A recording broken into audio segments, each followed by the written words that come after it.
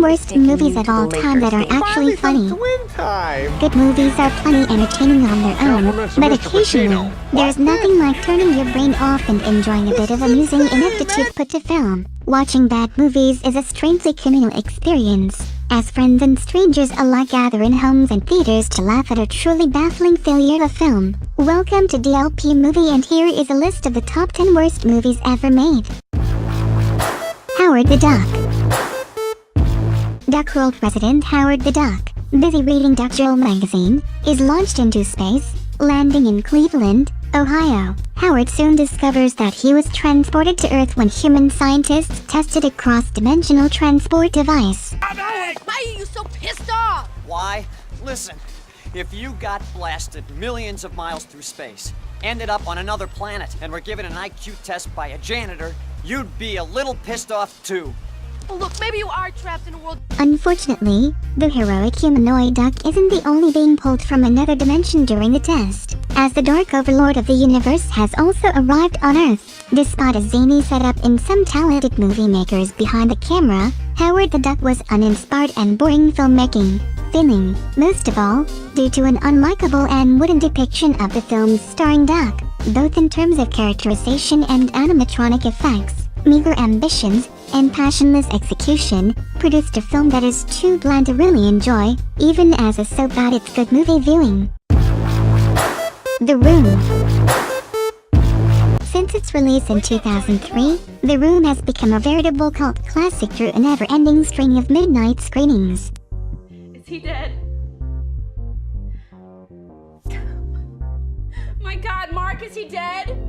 Often attended by writer-director-producer star Tommy Wiseau, who sports an unidentifiable accent, set out to create an affecting drama about a man betrayed by his future wife and best friend, but wound up with a film that looked like it was made by an alien trying to understand human interactions. Every single element of the film, from production design to dialogue, from cinematography to sex scenes, is terrible, like a crash course in how not to make a movie, with a slew of unnecessary scenes, many of them unendurable sex scenes, and dialogue like "I'm so happy I have you as my best friend," and "I love Lisa so much." The Room is the most entertainingly bad film ever created.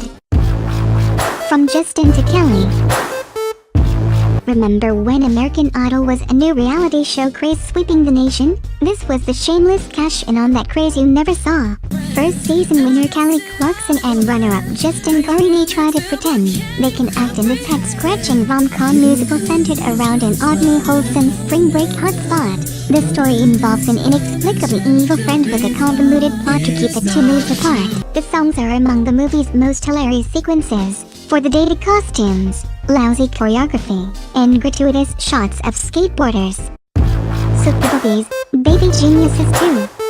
Just when you thought the first Baby Geniuses couldn't get any worse, Sony Pictures produced a sequel, in SUPERBABIES, Baby Geniuses 2. A group of smart-talking toddlers turned superheroes have to stop a media mogul from hypnotizing kids through his cable TV channel. The title alone should have been enough to warrant throwing the script in the trash. It will take a legendary hero. Why don't you pick on somebody half your size? Kahuna, my little arch enemy. To unite them and create the ultimate team. We can become our super selves and help Kahuna! All right, kids. We're about to have company. Nice spot, a little candy. But pair that with the awful poop and pee jokes throughout and John Voight playing a businessman who resembles Hitler, and you can help but think, why Sony? Why? There's nothing redeeming about the film at all, except that it finally ends after 90 minutes. The only way to come to peace with the existence of SUPERBABIES, Baby Geniuses 2 is to accept that there is no understandable answer. There is no why, there only is. We can only hope that Sony has enough sense to turn down a third installment if ever presented with the option. Catwoman. Halle Berry at the height of her career starred in this flop about the DC anti-heroine, reduced from badass vigilante to the weakest hero imaginable, whose only heroics involve charming a police officer and taking down an evil makeup company. The costume is laughable, and the filmmakers devote a lot of time to Berry actually adopting the mannerisms of a cat. Coupled with a painful script and unintelligible direction, Catwoman becomes one of Hollywood's most fascinating failures.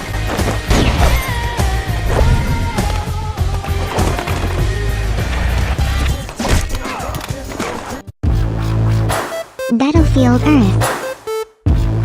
Battlefield Earth is based on the first half of L. Ron Hubbard's 1982 novel of the same name. In the film, the human race is nearly extinct due to a race of humanoid aliens, known as the Cyclists. After watching 15 minutes of the movie, extinction doesn't seem like such a bad idea.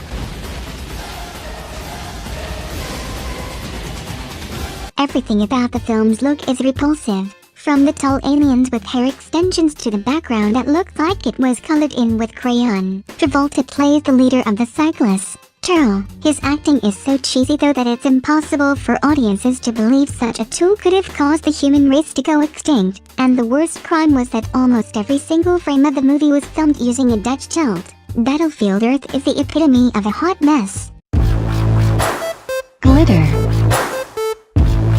After numerous delays, Glitter was co-developed by Mariah Carey, along with writer Cheryl L. West. They want you to work with other producers. The label makes these decisions. Well, you can't let them use the best of you. What makes you think that's the best of me? 20th Century Fox and Columbia Pictures present.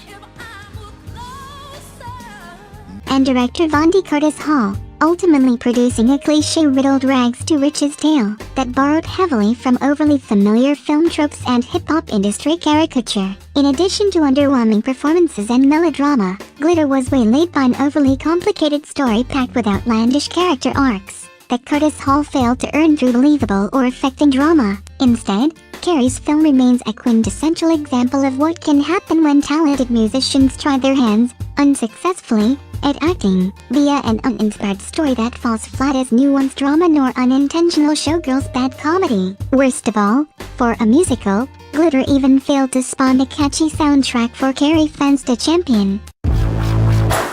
Jiggly. Even though Jiggly was a relatively straightforward romantic comedy, albeit one with an extremely convoluted story, writer-director Martin Brest, Beverly Hills Cop, racked up a $75 million budget during production. Unfortunately, A-list leads Ben Affleck and Jennifer Lopez. Get yourself all tied in a knot. The longer they fake it, Now you drive me crazy. I don't even know why I had a crush on you back a long time ago when I first met you. the stronger it becomes. What is it you're so sad about? I got this beautiful, sexy, unattainable girl sleeping in a bed right next to me. This is driving me crazy. Even at the height of Bennifer fever couldn't prevent Jiggly from bombing in theaters. Most critics placed blame squarely on Brest for an overly complicated story riddled with one-dimensional stereotypes and narrative cliches. Yet, the harshest criticisms of the movie targeted Brest's inability to squeeze romantic chemistry from his leads on screen, even though Ben Affleck and Jennifer Lopez had started dating off-camera at the time of filming. Batman and Robin. This is the film that brutally concluded the 90s Batman franchise, and it isn't difficult to see why. Director Joel Schumacher created a garish eyesore of a film, where even the cityscapes look like elaborate sets made up entirely of enormous statues and ugly green lighting. The acting and dialogue is similarly horrendous, with Arnold Schwarzenegger spouting ice puns as Mr. Freeze, while Uma Thurman overacts as Poison Ivy and Chris O'Donnell whines relentlessly as Robin. George Clooney. Julie, I'm not the marrying kind. I know you've had your wild nights. George Clooney plays the Caped Crusader, who, in this version, carries a roundabout credit card and wears a suit accentuating his nipples. Seriously. Twilight. Topping the list of worst movies of all time are the one and only Bella and Edward and the entire Twilight saga. This isn't real. This kind of stuff just doesn't exist. It does in my world. I just want to try one thing. Which is funny when one considers how successful that series has been. This movie is the weak link in the chain. It seems to be full of filler and exposition, rather than anything necessary to move the story along. The movie does at least make an effort to use all the most interesting plot points from the book, but on the whole this seems superfluous to the series. Plus, Kristen Stewart's acting is cringeworthy and horrible, but simply, if you like the book, you'll like the film, and this can't be underestimated. Nothing compared to what could have happened. I promise never to put you through anything like this ever again. This is the last time you'll ever see me. The Twilight movie is, like the book, an escapist story of romance and wish fulfillment. It might not be everyone's cup of tea, but it never intended to be. However, as an adaptation of a best-selling book, it does a damn fine job.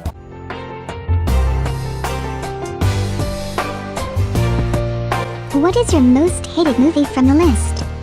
Let us know below and don't forget to subscribe.